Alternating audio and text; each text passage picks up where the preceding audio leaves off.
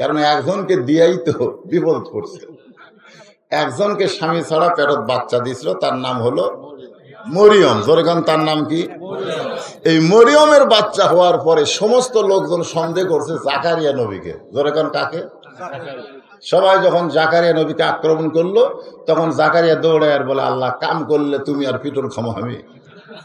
আল্লাহ বললেন, জাকারিয়া, আমি আদমকে বাপ মা ছাড়াই দুনিয়াতে পাঠাইছি, ঈসাকে বাবা ছাড়া দুনিয়াতে পাঠালাম, কিয়ামত পর্যন্ত আর কোন বিবির গর্ভে স্বামী ছাড়া সন্তান আসবে না। কিয়ামত পর্যন্ত এটা বাদ হয়ে গেছে। যদি আল্লাহ এটা না বলতো, তাহলে বুবলি, পরিমুনি, অপু সরকার এরকে বিয়ে কবে হলো আমরা জানি না, তবে বাচ্চা আমরা সবাই দেখছি। ধরে কোন কথা ঠিক? এই 14 ফেব্রুয়ারি ভ্যালেন্টাইন ডে বাচ্চা পেটে নষ্ট করা লাগতো না। ধরে কোন কথা ঠিক কিনা? একটা মেয়ে বাচ্চা হলে যদি সবাই বলে, তোর পেট বাচ্চা কোথেকে আসলো? আল্লাহ দিছে। হ্যাঁ, আল্লাহ দিছে, তার দলিল কি? মরিয়মের পেটে দেয়নি? তখন সবাই বলতো হতে পারে। আল্লাহ নবী বললেন, খাদিজা, আল্লাহ দিবার পারলেও দিবে না। খাদিজা বললেন, নবীজি, আমি আপনার কাছে যা চাইবো তা আল্লাহ দিবার পারবে না। নবী বললেন, কি চাও? বলে, 1 নম্বর চাও হলো গারে হীরা। গারে হীরার মধ্যে 3 বছর সাধনা করে আপনি আল্লাহর কোরআন পেয়েছেন। সুবহানাল্লাহ। কোরআনের 5টা আয়াত আল্লাহর নবীর উপর প্রথম নাজিল হয়েছে। রে যুবকেরা, মনোযোগ দিয়ে শোনো।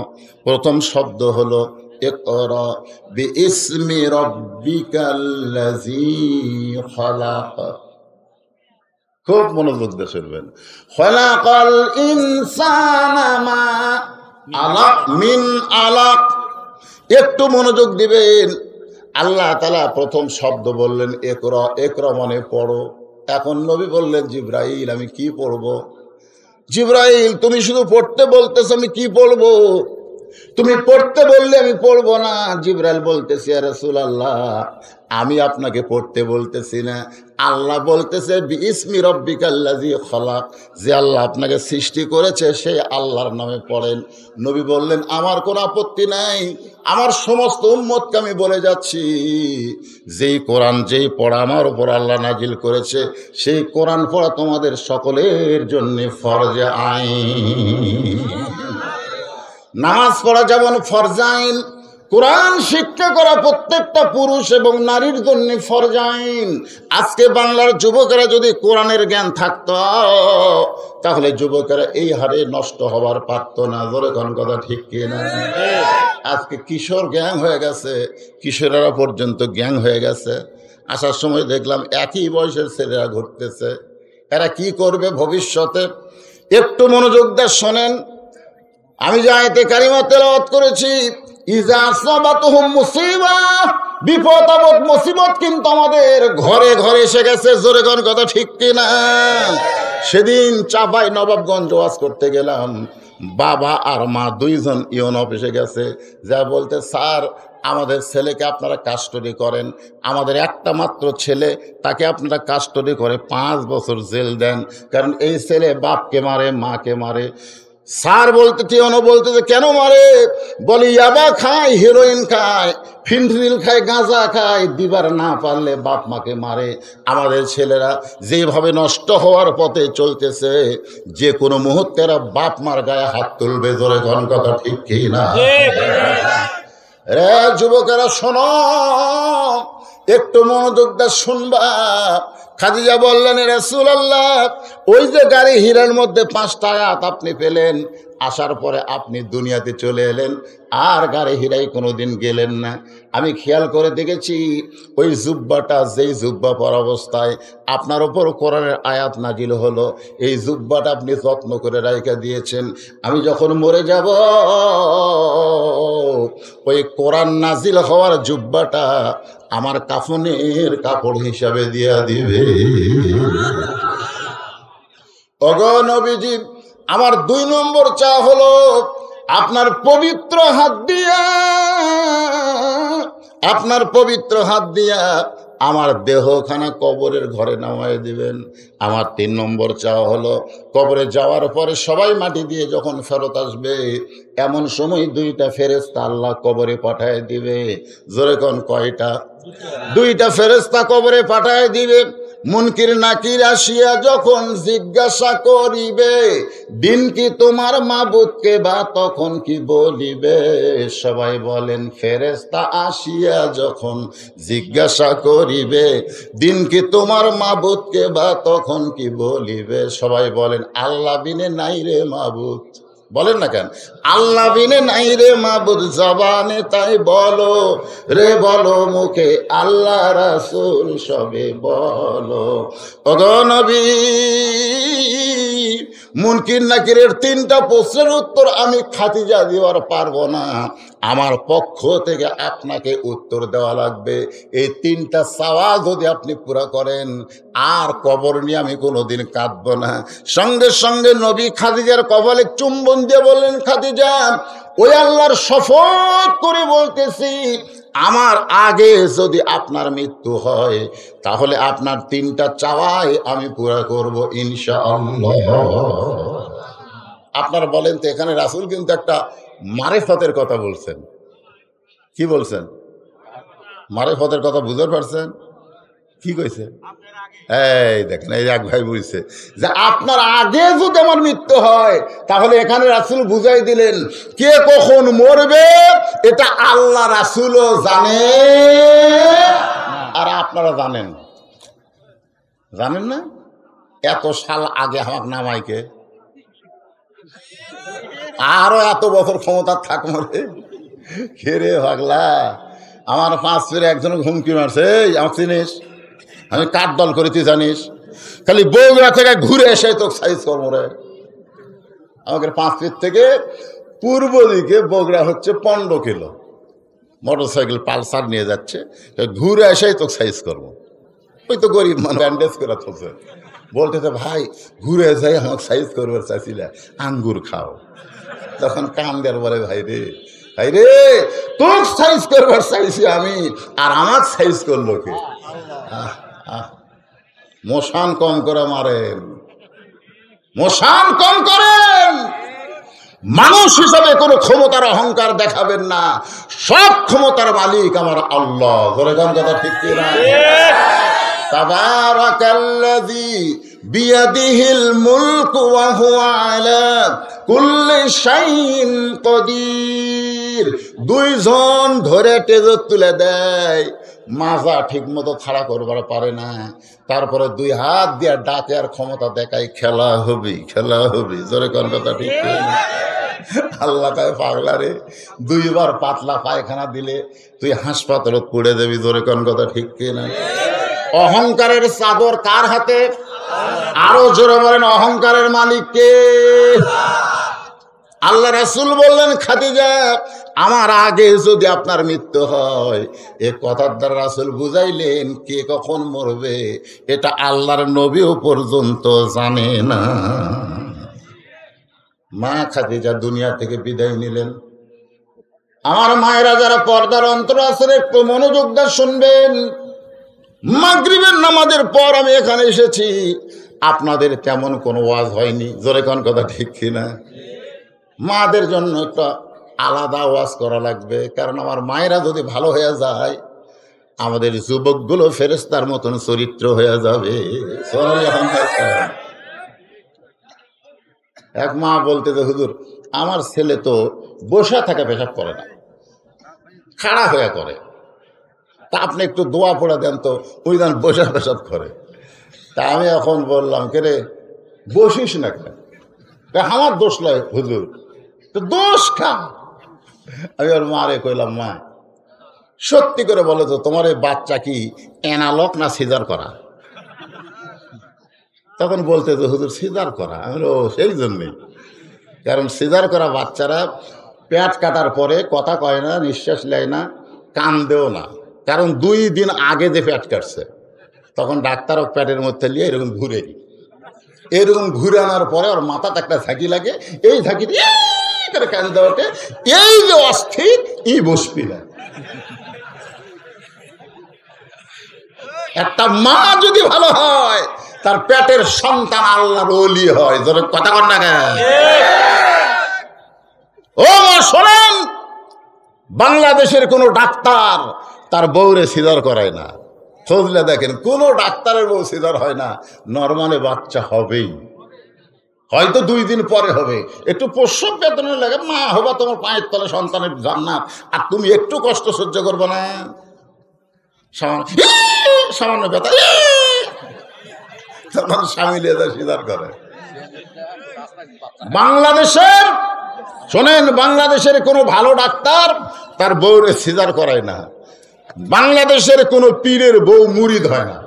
খেয়াল করে দেখবেন, বাংলাদেশের কোনো পীরের বউ কিন্তু মুরিদ হয় না। কারণ পীরের বউ জানে আমার স্বামী হচ্ছে লুচ্চা নম্বর 1। মাঝে মধ্যে মুরিদের বইয়ের দিকে তাকায়, মাঝে মধ্যে মুরিদের বইয়ের দিকে তাকায়। এই জন্য পীরের বউ কোনোদিন ওর হাতে মুরিদ হয় না।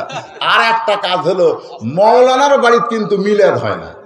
কারণ মৌলবীরা জানে মিলাদ একটা ফাও জিনিস, এটা করে লাভ নেই। ধরে কোন কথা দেখতে, আপনি খোঁজলে দেখেন তো কোনো মৌলানার বাড়িতে মিলাদ হয়? এ কথা কর না কেন? তাহলে 1 নম্বর কি, ডাক্তারের বইয়ের সিজার রাখে না, পীরের বউ মুরিদ হয় না, মৌলবীর বাড়ি মিলাদ হয় না। ঠিক? মাশাআল্লাহ। অনেক মৌলানারা আমার উপর বেজার হবে, বেজার হয়ে লাভ নেই। কি বলতেছিলাম একটু মনোযোগ দিয়ে শুনতেছেন? মা খাদিজা দুনিয়া থেকে বিদায় নিলেন। মা খাদিজা বিদায় নেওয়ার পরে দেখতেছে নবীর 4টা মেয়ে কাঁদতেছে। মা খাদিজার পেট থেকে হয়েছে 4টা মেয়ে। ধরে কোন কয়টা?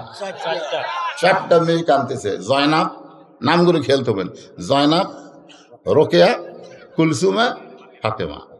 নবী তাকায় দেখে 3 মেয়ে কাঁদতেছে শব্দ করে, আমার মা মইরা গেছে রে, কোথায় গেলে মাকে পাবো বলে দেও না আল্লাহ রে, এই আমার মা মইরা গেছে রে। আল্লাহ রাসূল বলেছেন, জোরে জোরে বিনাই কি করে কান্দা কবিরা গুনাহ। জোরে কান কি গুনাহ? কিন্তু নবী তাকায় দেখে ফাতেমার চোখ দিয়ে দর দর করে পানি পড়তেছে, কান্নার কোনো শব্দ নাই, 2 চোখ দিয়ে দর দর করে পানি পড়তেছে। 4টা মেয়ের মধ্যে নবী ফাতেমাকে হাতের ইশারা করলেন। ফাতেমা যেই মাত্র নবীর ঘরে, এমন সময় নবী বললেন, ফাতেমা তোমার মা দুনিয়া থেকে বিদায় হয়ে গেছে, তোমার মা দুনিয়া থেকে বিদায় হয়ে গেছে, কিন্তু বিদায়ের পূর্বে আমার একটা ওসিয়ত করেছে।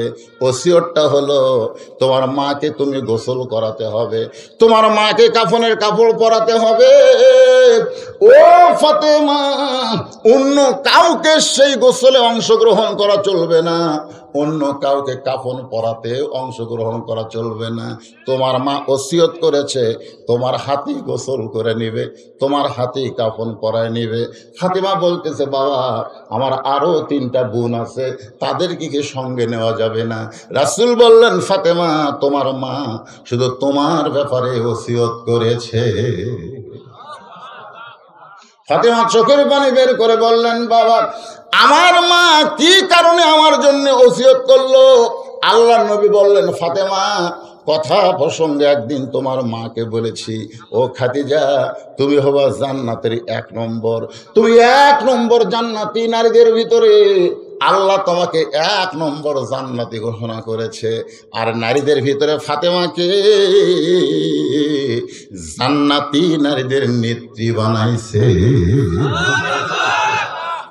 নারীদের মধ্যে 1 নম্বর জান্নাতির নাম কি?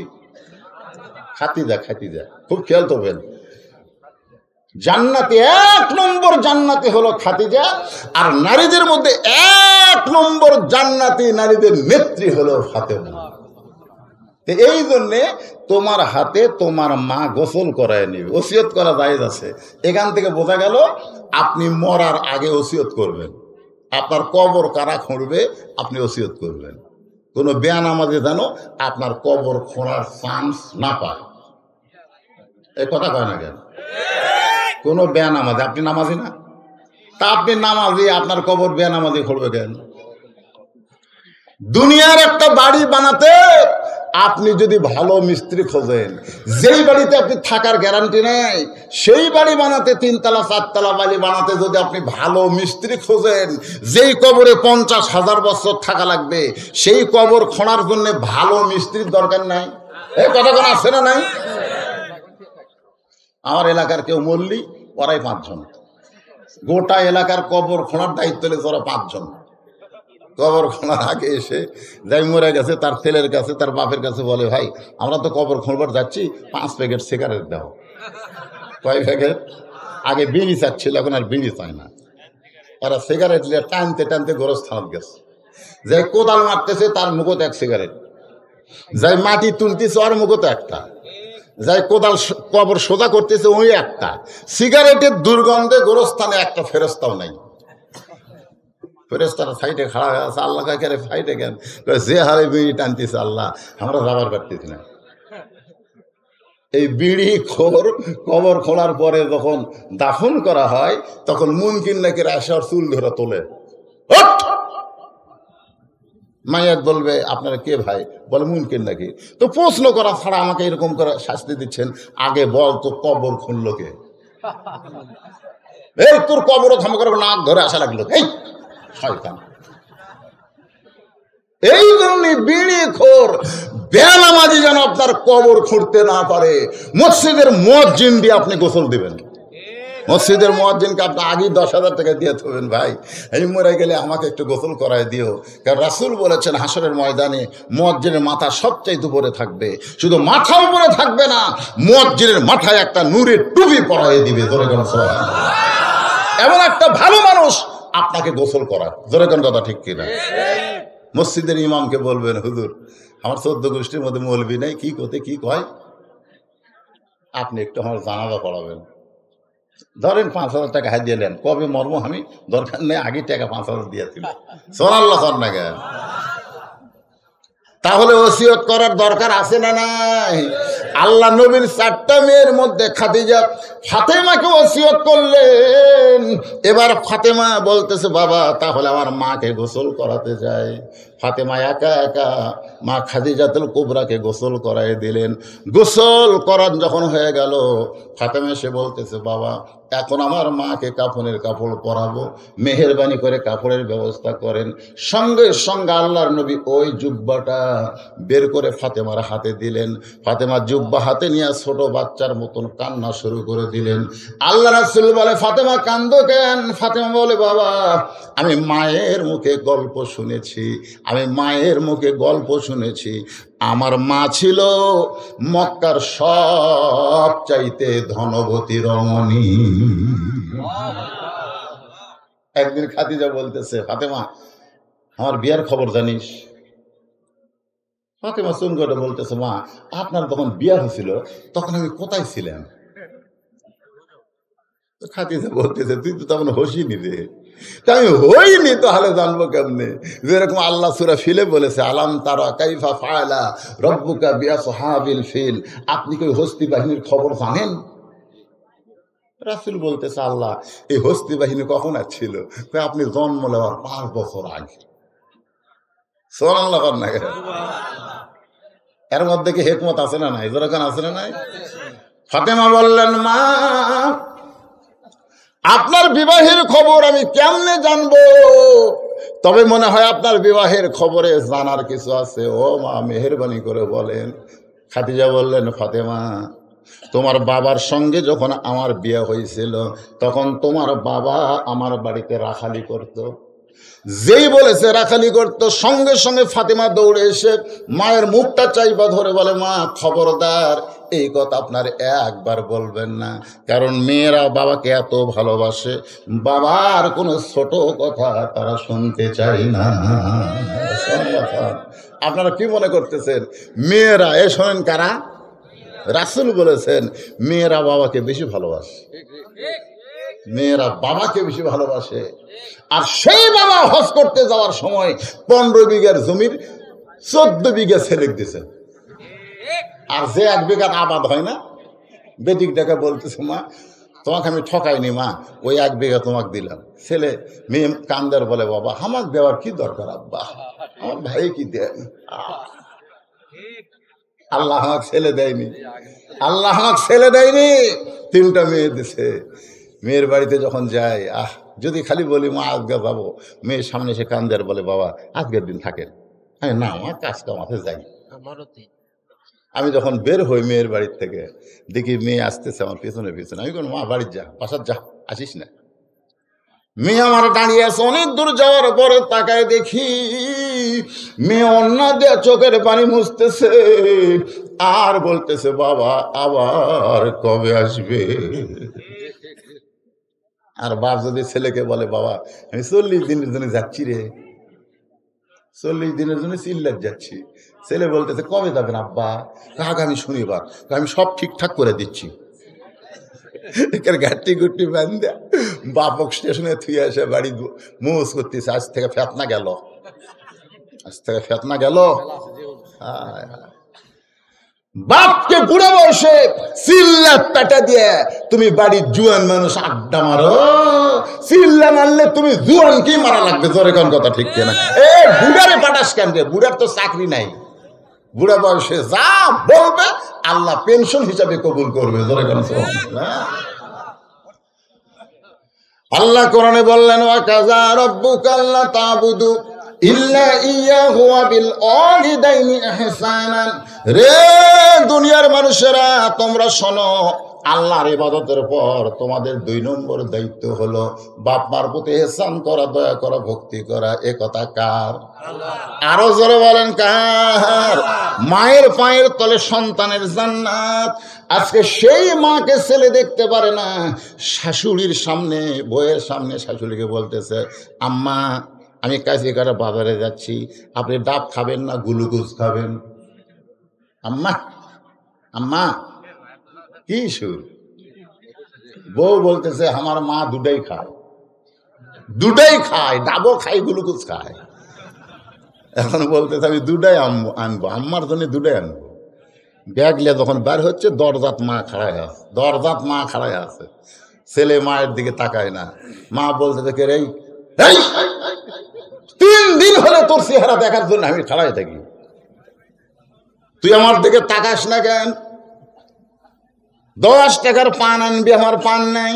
ছেলে চিল্লে এবার এই জন্যই তো তাকাই না, খালি তোমার খাই খাই। শাশুড়ির জন্য ডাব আনবে, গ্লুকোজ আনবে, আর মায়ের জন্য 10 টাকার পান আনতে গিয়ে খাই খাই কয়। আর যাই হোক এরা বেটা না, এরা হলো পাটার যা। বউ বার হয়ে বারান্দাত কয় বুড়ি বুড়ি। যখন বেটা বলতেছে না তোমার খালি খাই খাই, তখন বউ ইনকা বুড়ের লোক লাগে বুড়ি বুড়ি তোমার বেটা খাবি পাঠা বানাছি, তুমি যতই চেষ্টা করো বুড়ি। বেটা কি কথা কর না কেন? কি বানাছে? যেই বউ আপনার বাপ মার বিরুদ্ধে কথা বলবে ওই বউকে তালাক দেওয়া আপনার জন্য ফরজ হয়ে যাবে।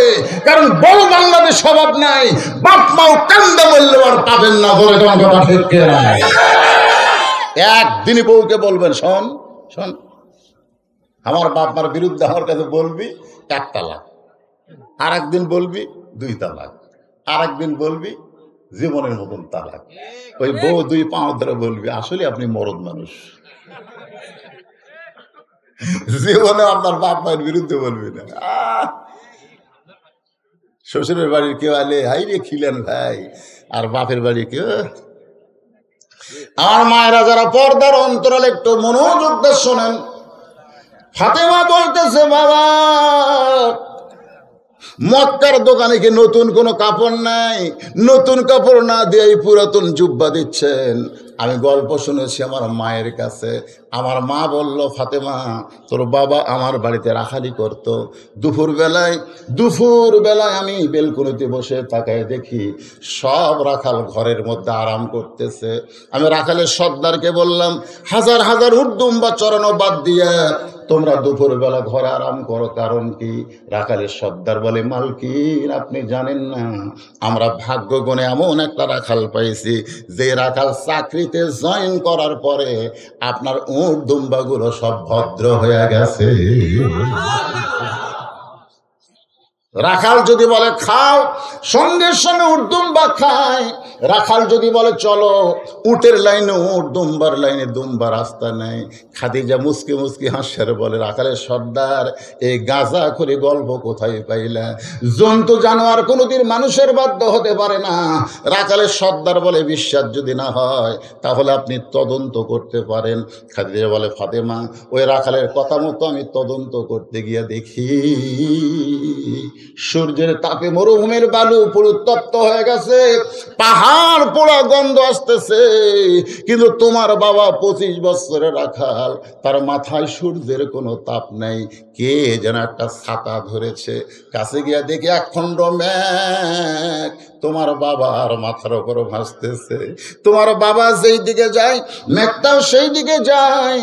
আমি খাদিজা আরো সুন্দর করে দেখার জন্যে যখন তোমার বাবার সামনে গেছি, দেখি এমন একটা চেহারা, 4 সূর্য গ্রহ তারা, তারি নূরের ইশারা, নইলে যে অন্ধকারে ডুবিত এই ধরনী। সবাই বলেন, নবী মোর পরশমণি, নবী মোর সোনার খনি, নবী নাম ভাবে যেজন সেই তো দোজাহানের ধনী। এক দৌড়ে খাদিজা ঘরের ভিতরে। দাসী বলতেছেন, মালকিন রাখালকে তদন্ত করতে গেলেন, কি দেখলেন? খাদিজা বলতেছে, রাখালের চাকরির নট করে দিলাম। ফাতেমা বলে, মা, আমার বাবার চাকরির নট কেন করে দিলেন? খাদিজা বলে, খাতারে, নট যদি না করতাম তাহলে তোমার বাবাকে স্বামী হিসাবে কেমনে গ্রহণ করতাম? এই বয়সে তোমার বাবাকে আমি স্বামী হিসাবে গ্রহণ করি। ফাতেমা কান্দারে বলে, বাবা, যেই মামার মক্কার সবচাইতে ধনী ছিল, আপনাকে রাখাল থেকে স্বামী বানায় নিল, আজকে সেই মা আমার দুনিয়া থেকে বিদায় নিল। আপনি মক্কার দোকানে কি নতুন কোনো কাপড় পেলেন না? এই পুরাতন জুব্বা কেন আমার মাকে কাফনের কাপড় দেন? রাসূল কান্দের বলে, ফাতেমা রে, এই জুব্বা দুনিয়ার সাধারণ কোনো জুব্বা নয় মা, এই জুব্বার সাথে আল্লাহর কোরআনের সম্পর্ক রয়েছে। লিল্লাহে কোরআনের সম্পর্ক যার সাথে থাকে তার দাম বাড়ে না কমে। সেই কোরআনের তাফসীর মাহফিল করতেছেন, শুধু এই কোরআনের ওয়াজ আমাদের শুনলে হবে না। আজ থেকে এই মুহূর্ত থেকে আমরা কোরআনের সঙ্গে কারা কারা সম্পর্ক করব, 2 হাত আমার আল্লাহকে দেখাবার চাই। লিল্লাহে তাকবীর। হাত নামান।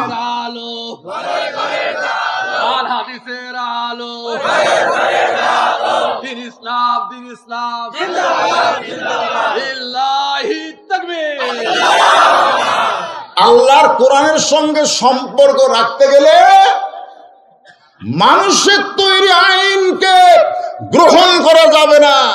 দরকার হলে ঈমানের বলে বলিয়ান হয়ে মারা যাব, কিন্তু বাতিলের সঙ্গে আপোষ করব না। ছোট্ট একটা কথা বলি, একবার মুসা নবী তুর পর্বতে গেছে আল্লাহর সাথে কথা বলতে। কার সাথে? আল্লাহর সাথে। তো কথা বলতে যা মুসা নবী অনেকক্ষণ হলে দাঁড়ায় আছে, কারণ আল্লাহ কথা শুরু না করলে তো মুসা কথা শুরু করা পারে না। তো এখন কিছুক্ষণ পরে আল্লাহ বলতেছে, মুসা, তোমার খবর কি? মুসা বলতেছে, আলহামদুলিল্লাহ। সৌজন্য বোধ বলে একটা কথা আছে।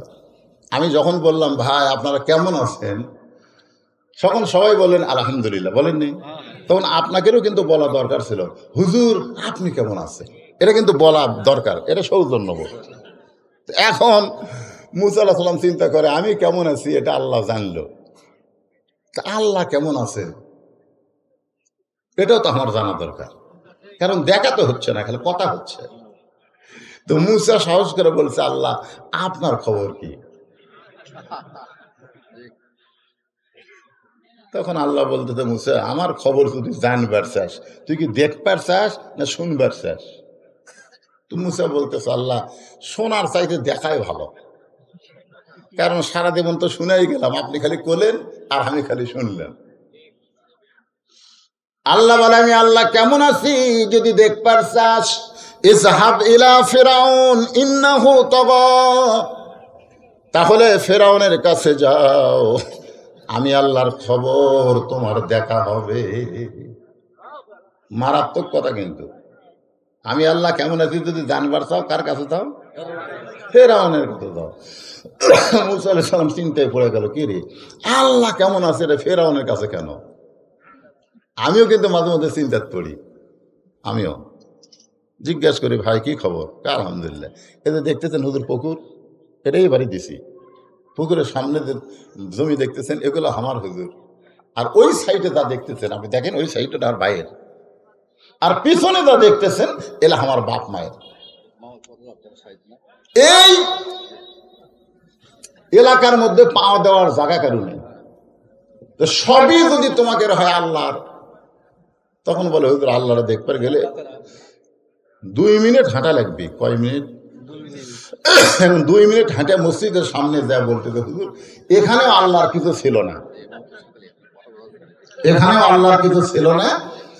আমার চাচা দয়া করে আল্লাহ 10 শতক দান করছে, আর আমরা টাকা পয়সা দিয়ে আল্লাহ ঘর বানিয়ে দিছি। ফেরেশতাকে আল্লাহ এই দেশের নাম কি? যেই দেশে তোমার কিছু নাই ওর চাচা দান করলে তুমি পাও, ওরা টাকাতে ঘর বানিয়ে দেয়, এই দেশের নাম কি?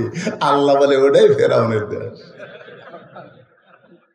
সামান্য জায়গা আমাকে দিয়ে বাদ বাকি সব হারাইছে রে। মসজিদের মধ্যে যখন যায় আওয়ামী লীগ বিএনপি জাতীয় পার্টি এক জামাতে নামাজ করে, মসজিদ থেকে যেই বের হয় তখন এক একজনের এক এক দল হয়। ধরে কোন কথা ঠিক? একটু মনোযোগ দিয়ে শুনবেন। মুসা নবী আল্লাহ কেমন আছে দেখার জন্য ফেরাউনের দরবারে গেছে। ফেরাউনের দরবারে গিয়ে দেখে ফেরাউন জিকির করতেছে, আনা রব্বুকুমুল আলা, আনা রব্বুকুমুল আলা, আমি হইলাম সবচাইতে বড় আল্লাহ। এখন আপনারা বলেন আমাদের কাছে ফেরাউন এই কথা বলতে পারে যে আমি হইলাম সবচাইতে বড় আল্লাহ, কিন্তু মুসার কাছে? কারণ মুসা এখনই কথা বলছে কার সাথে? কথা কয় না, এখনই কথা বলছে কার সাথে? এখনই আল্লাহর সাথে কথা বলে আসে। যদি দেখে দুনিয়াতে আর একটা আল্লাহ আছে, তাহলে আপনারা বলেন মুসা কি আপিল করবি, ওর সাথে আপোষ করবি না? তো যারা আল্লাহর কোরআনের সঙ্গে সম্পর্ক করেছে, তাবারাকাল্লাযী বিয়াদিহিল মুলক ওয়া হুয়া আলা কুল্লি শাইইন কাদির, এই কোরআন শরীফকে যারা গ্রহণ করেছে, কোরআনের পক্ষের যারা মানুষ হয়ে গেছে, তারা দুনিয়ার ফেরাউনের সঙ্গে কোনোদিন আপোষ করবে না। ধরে কোন কথা ঠিক কিনা? আজকে আপনারা 2 হাত তুলে দেখালেন, কুল জাল হক ওয়া যাহাকাল বাতিল ইন্নাল বাতিলা কানা যাহুকা। এই জুব্বা সাধারণ কোন জুব্বা নয়, এই জুব্বার সঙ্গে আল্লাহর কোরআনের সম্পর্ক রয়েছে। আমি জুব্বা দেইনি মা, তোমার মা এই জুব্বা চেয়েছে। ফাতেমা জুব্বাখানা নিয়ে গেলেন। আমার মায়েরা যারা পর্দার অন্তরালে একটু মনোযোগ দিয়ে শুনবেন। ফাতেমা জুব্বাখানা নিয়ে গেলেন কাকে পরানোর জন্যে? মাকে পরানোর জন্যে। যিনি জুব্বা বহন করতেছেন তিনি হলেন সাইয়্যিদাতুন নিসায়ে আহলিল জান্নাহ, জান্নাতি নারীদের নেত্রী। হাসান হোসেন বলতেছে, না না, আমার মাকে আপনি জান্নাতি নারীদের নেত্রী ঘোষণা করলেন। আমার মায়ের মধ্যে এমন কি আমল আছে যে আমল করার কারণে আপনি জান্নাতি নারীদের নেত্রী বানালেন?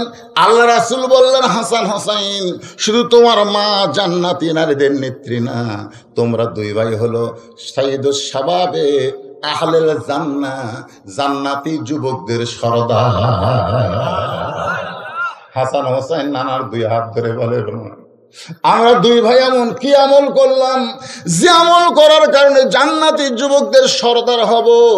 আল্লাহ নবী বললেন, হাসান হোসেন শোনো, আমি একদিন দুনিয়াতে থাকবো না, সেই মুহূর্তে তোমরা দুনিয়ার জন্য ওয়ালা তাকুলু লিমান ইউকতালু ফি সাবিলিল্লাহি আমওয়াতুন বাল আহইয়া ওয়ালাকিন লা তাশউরুন। ফাতেমা জুব্বাখানা নিয়ে গেছে, মাকে জুব্বা পরায় দিছে। জুব্বা পরানোর পরে ফাতেমা দরজা খুলতেছে, নবী দরজায় দাঁড়িয়ে আছে, আল্লাহর নবী দরজায় দাঁড়িয়ে আছে, আর ফাতেমা দরজা খুলতেছে। নবী তাকায় দেখে ফাতেমা মুস্কি মুস্কি হাসতেছে। আল্লাহর নবী চমকে গিয়ে বলে, ফাতেমা কানতে কানতে তুমি জুব্বা নিয়ে মায়ের জন্য ঢুকলে, আর মাকে জুব্বা পরায়া মুস্কি মুস্কি হেসে হেসে দরজা খুললে। ফাতেমা বলে, বাবা আমি কানতে কানতে কেন ঢুকলাম এটাও আপনি জানেন, আমি হাসতে হাসতে দরজা খুললাম এটাও আপনি জানেন।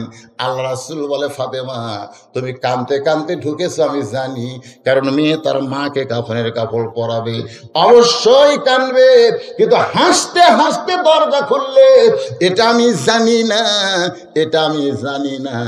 এ কথার দ্বারা আমাদের ঈমান হলো আল্লাহর নবী জানি না যতক্ষণ আল্লাহ না জানা। এটাই কিন্তু আকীদা, এটা আকীদা রে। আর অনেকে কয় খালি আল্লাহর নবী করে, আমাকে বাবাও গায়েব জানে, বলে না বলেন আপনাকে, আর বাবাও গায়েব জানে। একজন আমাকে বলতে, হুজুর আগামী ভোটে কে উঠবে আমার বাবা জানে, আমাদের কয়ে দিছে, কিন্তু প্রকাশ করা যাবে না। কখন প্রকাশ করবো? ওই ভোটের পর চাপাত লাগতে মারা লাগবে। আগে কত দেখি, আগে ক। আর বাবা বলে কয়ে দিছে, গোপন খবর। আল্লাহ কোরআনে বললেন, হুয়াল্লাহ, পড়েন, হুয়াল্লাহুল্লাযী লা ইলাহা ইল্লাহু আলিমুল গায়বি ওয়াশ শাহাদাতি হুয়ার রহমানুর রহিম। সমস্ত গায়বের মালিক কে? আল্লাহ। আল্লাহ রাসূল বলে, ফাতেমা হাসতে হাসতে দরজা খুললে এটা আমি জানি না, আমি জানি না, আমি জানতে চাই মা। এখন ফাতেমা বলে, বাবা তাহলে আপনি বসেন, আমি আপনার সামনে ওয়াজ করি। ফাতেমা নবীর সামনে ওয়াজ করবে, আর নবী বসে গেছে। কি কারণে ফাতেমা হাসতে হাসতে দরজা খুললো? নবীর উম্মত হিসাবে আমাদের জানার অধিকার আছে না নাই? কানতে কানতে ঢুকলো, কানতে কানতে ঢুকলো, আর ওই জুব্বা পরানোর পরে হাসতে হাসতে দরজা খুললো। নবী জানবার চাই, আল্লাহর নবী জানবার চাই। এইটা জানার আগে যেই ফাতেমা হাসতেছে সেই ফাতেমা সম্পর্কে দুটা কথা না বললে আমার মা বোনেরা মন খারাপ করবে। গভীর রাত্রে ফাতেমা হযরত আলীর বুকের মধ্যে মাথা, গভীর রাত্রে ফাতেমা আলীর বুকের মধ্যে মাথা দিয়া কাঁদতেছে। আলী বলে, ফাতেমা কি কারণে কান্দো? বলে, আল্লাহ আমার দোয়া কবুল করছে।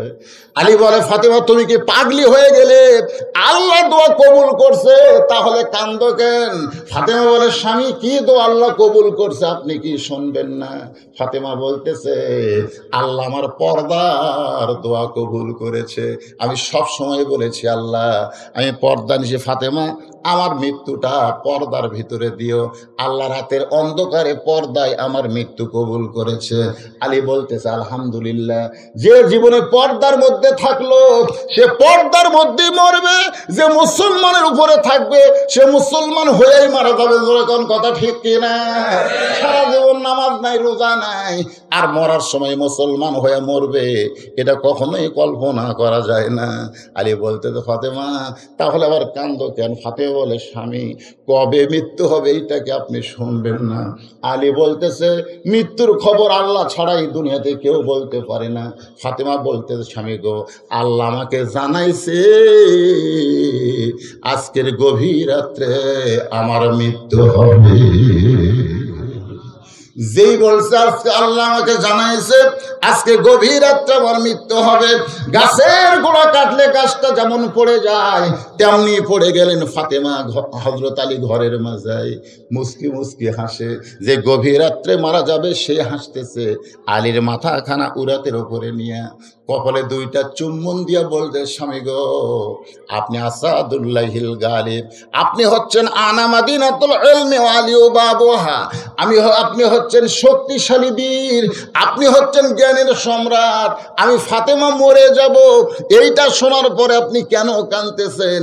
আপনি কি জানেন না এই দুনিয়া থাকার জায়গা না, এই দুনিয়া থাকার জায়গা না।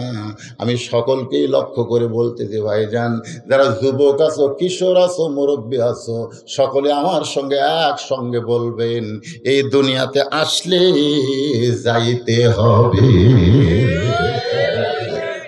দুর্নীতি হয়ে যাবেন, দুর্নীতিবাদ হয়ে যাবেন, মানুষের টাকা পয়সা মারা খেয়ে যাবেন, সুদারু হয়ে মরবেন, ঘুষারু হয়ে মরবেন। এই দুনিয়াতে আসলে যাইতে হবে। ফাঁসির আসামিরা চিন্তা করে অমুকের ফাঁসি হলো, অমুকের ফাঁসি হলো। আমি একদিন হাত ধরে কইলাম, ফাঁসির আসামি নিয়ে চিন্তা না করে মরার আসামি নিয়ে চিন্তা কর। হুজুর মরার আসামিকে? তুই রে পাগল। ফাঁসির তারিখ আছে, একটা ফাঁসির আসামির তারিখ আছে, অমুক তারিখে তার ফাঁসি হবে। মরার আসামির কোনো তারিখ নাই, যে কোনো মুহূর্তে তার মৃত্যু হবে। ধরে কোন কথা ঠিক কিনা? এই যে ছেলেগুলো ঘুরতেছে মনে করতেছে এরকম মরণ নাই। এরাই কিশোর গ্যাং। মনে করতেছে আমার দাদা বেঁচে আছে, আমার বাপ বেঁচে আছে, আমার কাছে আজরাইল আগে আসবে। বিশ্বাস করে আজকে সবাই বলতে হবে, উলাইকা আলাইহিম সালাওয়াতুম মির রাব্বিহিম ওয়া উলাইকা হুমুল মুহতাদুন। এরা কারা? আজকে যারা স্বীকারোক্তি দিবে এরাই হেদায়েত, এরাই রহমত। জোরে বলেন সুবহানাল্লাহ। তাহলে সবাই আমার সঙ্গে বলেন, আসলে আপনারা করবেন না, আপনারা শূন্যস্থান পুরো করবেন। দেখবেন একটা শব্দ মাঝখান দিয়ে ফাঁকা, ওটি পুরো করা লাগবে। এর নাম হলো শূন্যস্থান পুরো করা। আমি যেই বলবো আসলে, আপনারা বলবেন যাইতে হবে। আসলে কখন যাবেন? কখন? আর কিছুদিন বাতিলের সাথে আপোষ করে, আর কিছুদিন বাতিলের সঙ্গে আপোষ করে থাকি, আর কিছুদিন বাতিল তেল মারি, বাতিলের বিরুদ্ধে গেলে আমার ফাঁসি হবে, আমার জেল হবে। আল্লাহ কয়, পুলিশ ধরার চিন্তা করিস না রে মুসলমান, আজরাইল ধরার চিন্তা কর। পুলিশ ধরার চিন্তা করবো? এক মাহফিল আমাকে এই গত বছর পুলিশ ধরে বেড়াচ্ছে, আমার কানে কানে বলতে, দুদূর 2 গাড়ি পুলিশ আছে এই দিক দিয়ে, আমি দৌড় মারছি এই দিক দিয়ে। পুলিশ এসে ঘুরতে দিকে, হুজুর গেল কোনটি? আমি 3 মাইল দূরে বলতেছি, বুঝলো আজকে পুলিশ ধরে রাখছে দেখে তুই ফাঁকি মারলু, কিন্তু সেদিন আজরাইল ধরে আসবি, সেদিন কোন দিক দিয়ে পলাবো? আপনারা কি কন, পুলিশ ধরার গুরুত্ব বেশি না আজরাইল ধরার গুরুত্ব বেশি? যেই দিন বাংলার মুসলমানের অন্তর থেকে পুলিশ ধরার চিন্তা দূর হবে, আজরাইল ধরার চিন্তা আসবে, সেদিন থেকে প্রকৃত মুসলমান হয়ে তারা কোরআনের পক্ষে মানুষ হয়ে যাবে।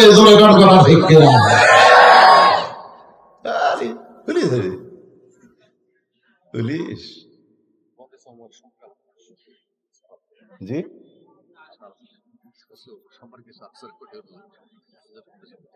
মহিলাদের সম্পর্কে আচ্ছা, কে কোন আলোচনা শুনবে? খলিফা মসজিদের মেম্বারে খুতবা দিচ্ছে, লক্ষাধিক শ্রোতা সাহাবী, সুবহানাল্লাহ কন্যা কে। ইতিমধ্যে শেষে থেকে একজন সাহাবী দাঁড়িয়ে বলতেছে, ইয়া আমির আল মুমিনিন, আপনার খুতবা শুনবো না। ওমর ফারুক খুতবা বন্ধ করে বললেন, আমার অপরাধ। বলে, আমাদেরকে খাটো পাঞ্জাবি দিয়ে আপনি লম্বা জুব্বা পরে খুতবা দিচ্ছেন, বাইতুল মাল থেকে আমার খাটো পাঞ্জাবি দিয়ে আপনি লম্বা জুব্বা পরে খুতবা দিচ্ছেন। যতক্ষণ লম্বা জুব্বার কথা না বলবেন ততক্ষণ আপনার খুতবা আমরা শুনবো না। খালি জুব্বা লম্বা, কানাডার বাড়ি করেনি, আমেরিকার টাকা পাচার করেনি, জোরে খান কথা ঠিক কিনা? খালি লম্বা জুব্বা, তাই লোকমা দিছে, উমরের চোখ দিয়ে দর দর করে পানি পড়তেছে।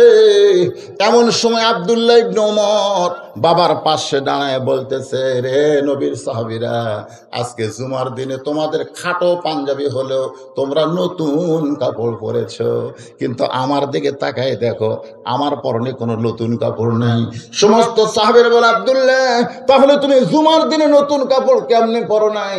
আব্দুল্লাহ বলতেছে, আমি যদি নতুন কাপড় পরতাম তাহলে আমার বাবার জুব্বা লম্বা হতো না। আমি যদি নতুন কাপড় পরতাম তাহলে আমার বাবার জুব্বা লম্বা হতো না। দুনিয়ার সবাই যখন ঘুমায় গেছে, এমন সময় আমার বাবা অর্ধ পৃথিবীর খলিফা আমার দরজায় গিয়া ডাকতেছে, আব্দুল্লাহ, আব্দুল্লাহ রে। আমি দরজা খুলে দেখি বাবার হাতে একটা পাঞ্জাবি। আমি খুশি হয়ে বললাম, বাবা, বাইতুল মাল থেকে আমার একটা পাঞ্জাবি দিছে, আপনি আর একটা রাত্রেবেলা দিয়ে রাইছেন।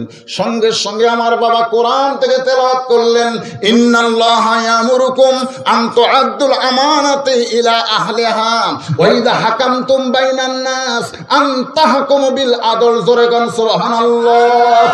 আব্দুল্লাহ রে, আল্লাহর নবীর সময় আমি ছিলাম আইনমন্ত্রী, আজকে অর্ধ পৃথিবীর খলিফা হয়েছি, কিন্তু নবী যখন প্রেসিডেন্ট তখন ছিলাম আমি আইনমন্ত্রী। আমি আইন বুঝি রে আব্দুল্লাহ, আমি তোকে আর একটা পাঞ্জাবি দিবার আসি নাই, এটা আমার ভাগে পড়েছে। এত ছোট পাঞ্জাবি পরে আমি খুতবা কেমনি দিব, তাই তোর পাঞ্জাবিটা আমাকে আল্লাহর হস্তে দান করে দে।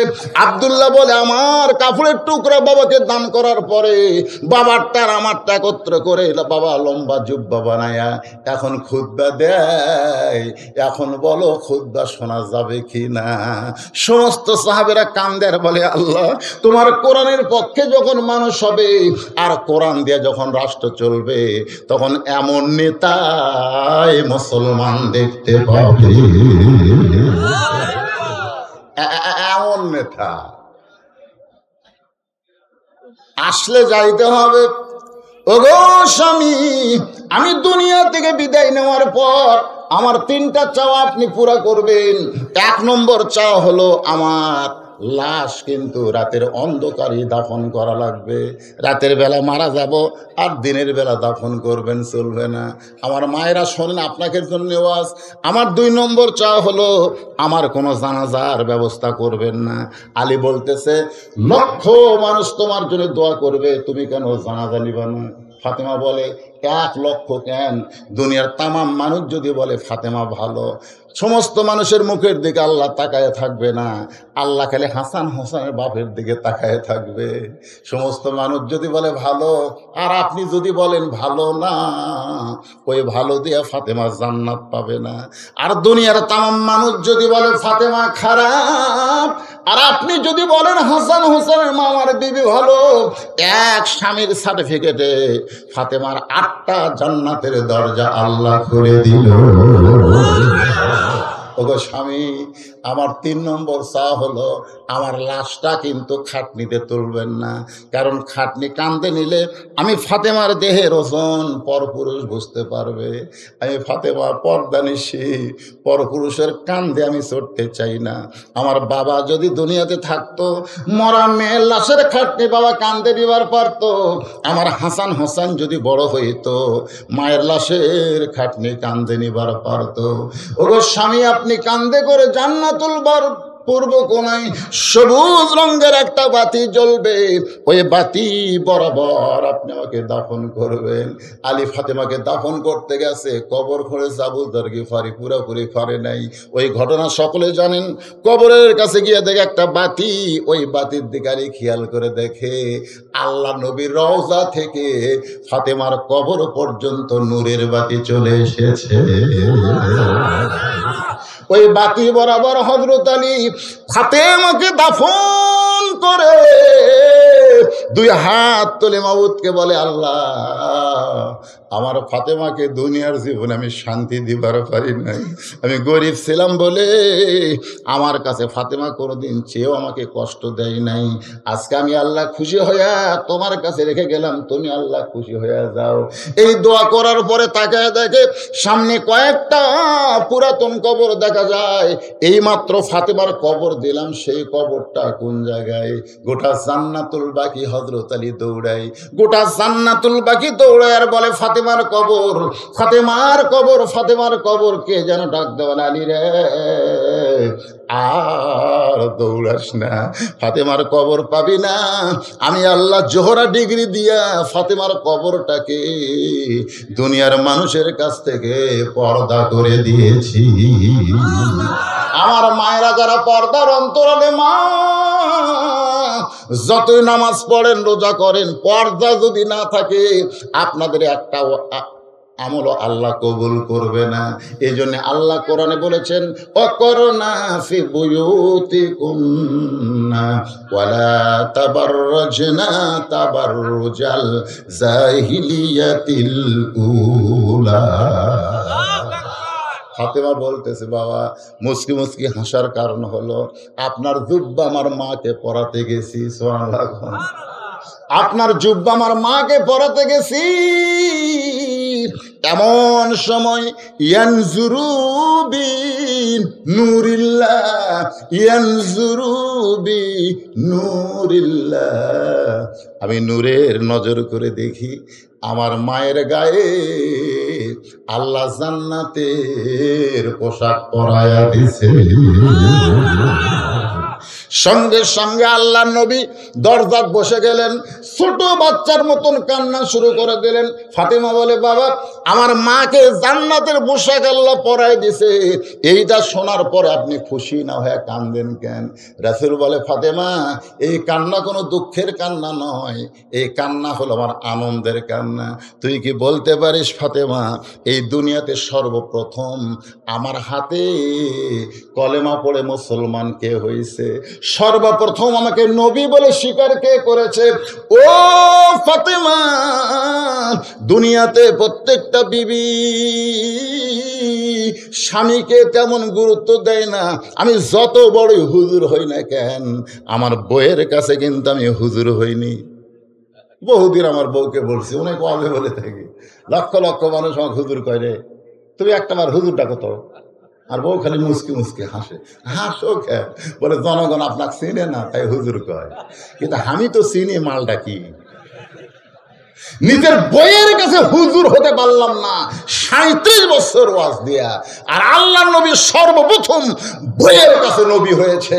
এই জন্য আল্লাহ বলেছেন, দুনিয়ার কোনো হুজুর না, দুনিয়ার কোনো পীর না, দুনিয়ার কোনো বাবা না, যদি কাউকে গ্রহণ করতে চাও, লাকাদ কানা লাকুম ফি রাসূলিল্লাহি উসওয়াতুন হাসানা। জোরে বলেন সুবহানাল্লাহ। যার ভিতরেও যেমন বাহিরেও তেমন। জোরে বলেন সুবহানাল্লাহ। নবী নিজের হাতে খাদিজাকে কবরে নামালেন। আবু বকর রাদিয়াল্লাহু তাকায় দেখে, এত কান্দা নবীরে কোনোদিন দেখে নাই। আবু বকর বলে, হুজুর আপনি নবী হয়ে যদি কান্দেন তাহলে আমরা কি করব? আপনি কি মানতে পারেন না খাদিজার কবর হচ্ছে, আপনি কান্দেন কেন? রাসূল বলে, আবু বকর, এই খাদিজা দুনিয়াতে যতদিন জীবিত ছিল আমি রাসূল ততদিন দ্বিতীয় কোনো বিয়ে করি নাই। তোমরা জানো কেন করি নাই? কারণ খাদিজাকে কোনো দিন আমার ডাক দেওয়া লাগে নাই।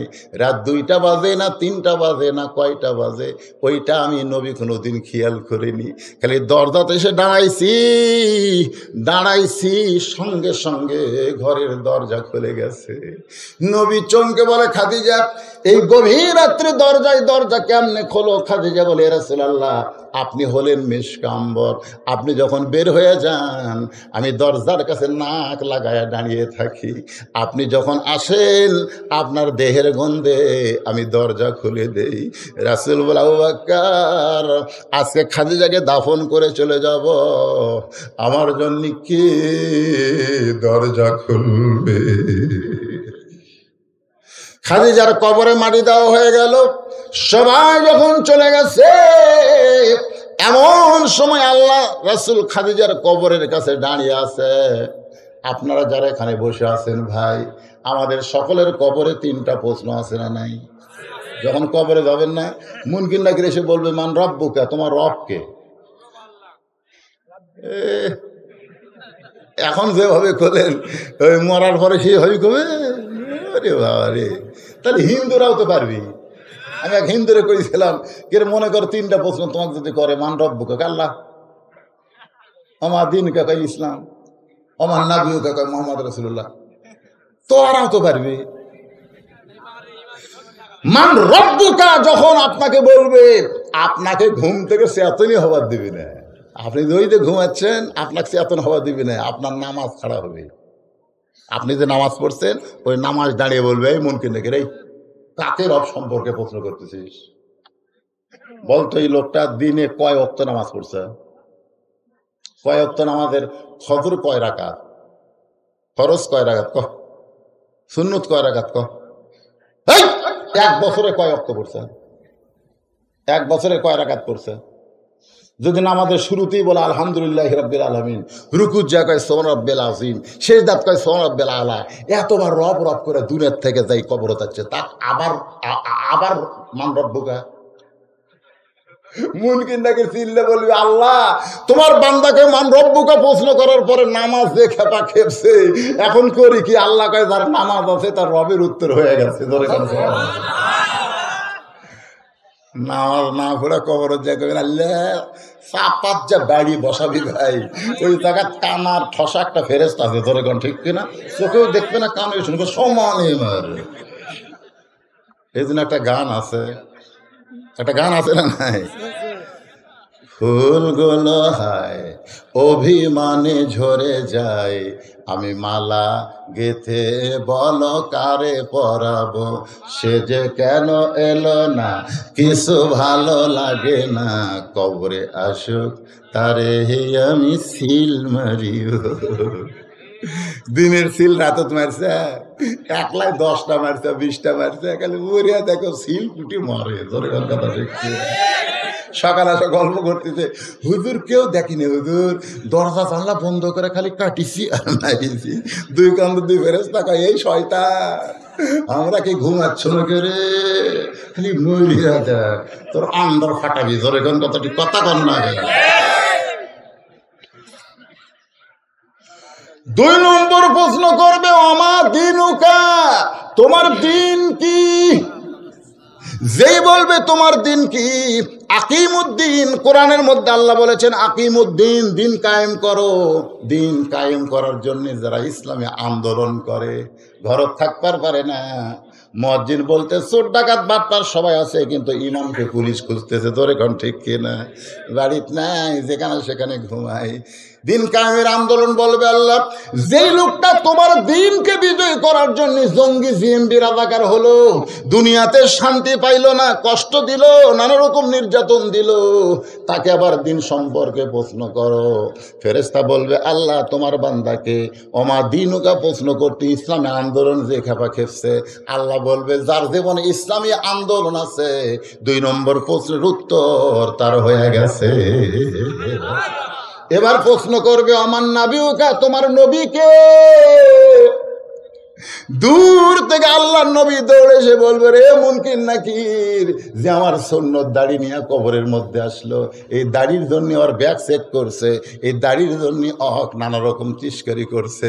আজকে আমার সুন্নত সব দুনিয়াতে থাকলেও দাড়ি নিয়ে যারা কবরের মধ্যে ঘুমাইলো, আমাকে নবী বলার আগে আমি নবী তাকে উম্মাত হিসাবে স্বীকার করে নিলাম। 1-1 ঘন্টা হয়ে যায়, মুনকির নাকির আসে না। রাসূল বলে আল্লাহ আমার খাদিজার কবরে কি আপনি মুনকির নাকির পাঠাবেন না? আল্লাহ বলে হাবিব আপনি খাদিজাকে ভালোবাসেন, আমি আল্লাহ খাদিজাকে ভালোবাসি। যে খাদিজা মরার আগে কবরকে নিয়ে কান্দে, কবরকে নিয়ে চিন্তা করে, তার কবরের প্রশ্নের উত্তর খাদিজাকে দেওয়া লাগবে না, আপনাকে দেওয়া লাগবে না, আমি আল্লাহ দিয়া দিছি। আজকে যারা এখানে বসে আছেন ভাই, আমাদের সকলের সামনে মৃত্যু আছে না নাই? জোরে করে আছে না নাই? আমি 3টা আয়াত সামনে নিয়ে আপনাদের সামনে দীর্ঘ সময় আলোচনা করলাম। আয়াতটা হলো ওয়ালা নাবলুওয়ান্নাকুম বিশাইয়্যিম মিনাল খাউফি ওয়াল জু ওয়া নাকসিম মিনাল আমওয়ালি ওয়াল আনফুসি ওয়াস সামারাতি। সবাই পড়েন অবাশশিরিস সাবিরিন। ধৈর্য ধরা লাগবে পাগলা, জীবনে কোনোদিন মা হয়নি, এবার প্রথম মা হচ্ছে। আপনার বলেন তো মায়ের পায়ের তলে সন্তানের কি? তো সামান্য ব্যথা উঠলে গলার দড়ি দেবো বিশ্বানো, দাদি রানি দৌড়াচ্ছে, ঘরে বসো, ঘরের মধ্যে যা ঠান্ডা পানির মধ্যে নরম কাপড় চুপড়ে কপালের দেখে ধৈর্য ধর, অবাশশিরিস সাবিরিন, ধৈর্য ধর, সন্তানের মা হবি, মায়ের পায়ের তলে সন্তানের জান্নাত। এই চিল্লেস কে? মানে শুরু হয়ে গেছে বেদনা, কান্দে উঠছে, মা বেহুশ, মা বেহুশ। বাচ্চাকে গোসল করে রে মায়ের বুকে যেই দিছে, মা বেহুশ থেকে হুঁশ পাইছে, বাচ্চাকে মুখের কাছে টেনে চুমা খায়। দাদার লাগতি মার, লাগতি মার, এর জন্য গলার দড়ি দিবার চাইলি, এর জন্য বিষ খাবার চাইলি, এক চুমা খাস কেন? মা বলে, দাদি কষ্টের পরে এমন শান্তি আগে বুঝিনি। আজকে বাংলাদেশে যারা কষ্ট করতেছেন, জেল জুলুম রিমান্ডের মধ্যে আছেন, এই কষ্ট চিরদিন থাকবে না। একদিন বাচ্চা প্রসবের মতন বাংলার জমিনে কলেমার পতাকা পথ করে উঠবে। কি মনে করতেছেন সারা জীবন কষ্ট হবে? একটু ধৈর্য ধরেন। ইযা আসাবাতুহুম মুসিবাতুন ক্বালু, সবাই পড়েন, ইন্না লিল্লাহি ওয়া ইন্না ইলাইহি রাজিউন। আস্তাগফিরুল্লাহ পড়েন, আস্তাগফিরুল্লাহ আল্লাযী লা ইলাহা ইল্লা হুয়াল হাইয়ুল কাইয়্যুম আতুবু ইলাইহি। সবাই পড়েন, আল্লাহুম্মা সাল্লি আলা সাইয়্যিদিনা শাফিঈনা নাবিয়্যিনা মাওলানা মুহাম্মদ ওয়া আলা আলিহি ওয়া সাহবিহি ওয়া বারাক ওয়াসাল্লিম।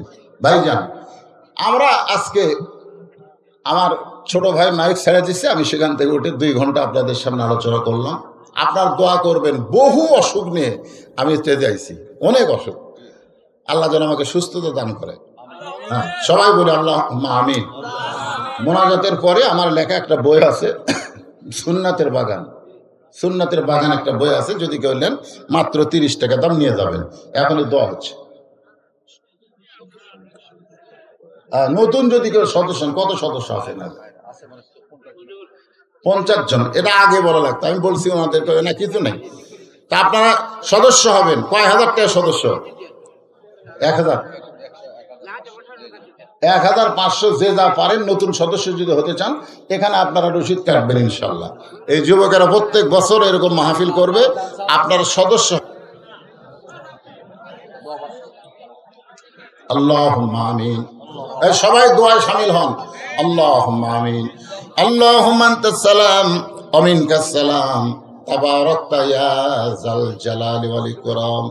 আয় আল্লাহ তাআলা, কঠিন গরমের ভিতরে চাপাচাপি করে তোমার হাজার হাজার বান্দা বান্দিরা আরবের বাড়ি ঘুমকে বাদ দিয়া কোরআন হাদিসের মহব্বত কলিজায় নিয়া এই জান্নাতের বাগানে বসে বসে কোরআন হাদিসের আলোচনা শোনার শেষে আমি গুনাহগারের সঙ্গে রহমতের দরজায় ফকির হয়ে দোকানে হাত তুলেছি। আল্লাহ মেহেরবানি করে আজকের মাহফিল আমাদের সকলের হেদায়েতের জন্য, নাজাতের জন্য, জান্নাতের জন্য কবুল করো।